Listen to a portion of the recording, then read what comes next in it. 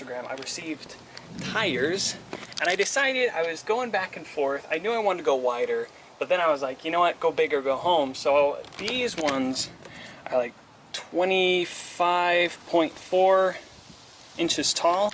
Those ones, they're 28. So I went a little bit bigger, and I was like, oh, it should be fine. I'll just make little adjustments here and there and maybe trim the fenders back a little bit. Well, I was thinking, what about the turning, and that right there, I barely stick a finger in there. There's clearance, but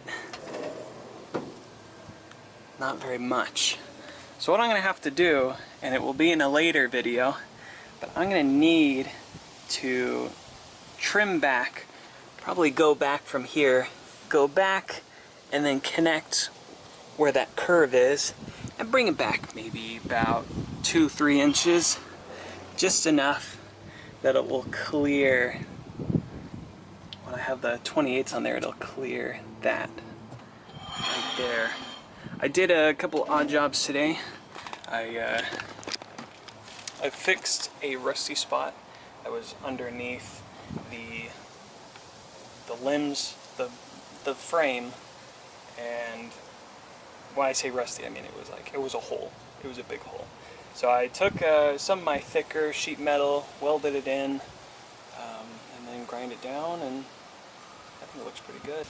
Routed the fuel line with the power going back and also the line that goes to the starter. So I got that all nice and housed. Looks a lot better. It'll be a lot better, especially just to keep feet off of it. I mean, directly off of it. So there's that. But right now I'm trying to do this before the storm shows up, and it's coming in hot. It's coming in fast. But thanks for watching this video. Thanks for all those who have subscribed to me. Appreciate ya.